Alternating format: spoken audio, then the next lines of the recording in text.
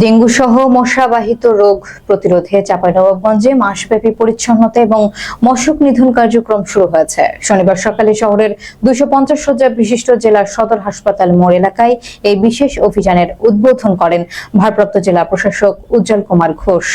মাহিদুল ইসলাম ফরহাদের তথ্যচিত্রে থাকছে। চাঁপাইনবাবগঞ্জ জেলা প্রশাসনের উদ্যোগে শহরকে পরিচ্ছন্ন রাখতে ও জনস্বাস্থ্য সুরক্ষায় এক বিশেষ মশক নিধন অভিযান শুরু হয়েছে। শনিবার সকালে জেলা সদর হাসপাতাল মোড় থেকে পুরাতন বাজার পর্যন্ত এলাকায় এই কার্যক্রম আনুষ্ঠানিক উদ্বোধন করা হয়। ভারপ্রাপ্ত জেলা প্রশাসক উজ্জ্বল কুমার ঘোষের নেতৃত্বে আয়োজিত এই অনুষ্ঠানে উপস্থিত ছিলেন অতিরিক্ত জেলা প্রশাসক নাকিব হাসান তরফদার, সদর উপজেলা নির্বাহী অফিসার মারুফ আফজাল রাজন এবং civil surgeon doctor AKM Shahabuddin সহ প্রশাসনের উচ্চপদস্থ কর্মকর্তাবৃন্দ।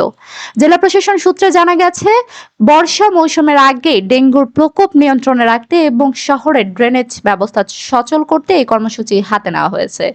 অভিযানে পৌরসভার পরিচ্ছন্নতা কর্মীদের পাশাপাশি বিভিন্ন সরকারি দপ্তরের কর্মকর্তা ও স্থানীয় স্বেচ্ছাসেবী সংগঠনের সদস্যরা অংশ নেন। উদ্বোধন শেষে জেলা প্রশাসক সংশ্লিষ্ট সকলকে নিজ নিজ আঙ্গিনা পরিষ্কার রাখার আহ্বান জানান এবং এই কার্যক্রম নিয়মিত তদারকির আশ্বাস দেন। কর্মসূচিতে আরও উপস্থিত ছিলেন সদর হাসপাতালের তত্ত্বাবধায়ক ডাক্তার মোহাম্মদ মশিউর রহমান ও চেম্বার অব কমার্সের নেতৃবৃন্দ। সাধারণ মানুষের মাঝে সচেতনতা বৃদ্ধিতে লিফলেট বিতরণের পাশাপাশি ড্রেন ও ঝোপঝাড়ে মশক নিধনকারী ওষুধ স্প্রে করা হয়। এখানেই শেষ না, এটি একটি আমরা শুরু করে আমরা জাস্ট মানুষকে মেসেজ দিলাম যে আমরা আজ থেকে শুরু করলাম। আমরা এই হাসপাতাল চত্বর থেকে শুরু করব, আশেপাশে যে জায়গাগুলো আছে এটি শুরু করবেন।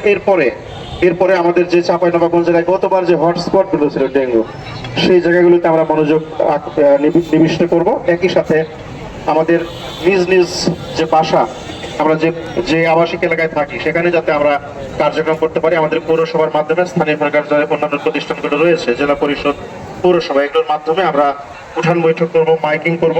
এই করার মাধ্যমে মানুষকে সচেতন করব। পাশাপাশি আমাদের যে ড্রেনগুলো রয়েছে সেগুলোতে আমরা স্প্রে করব এবং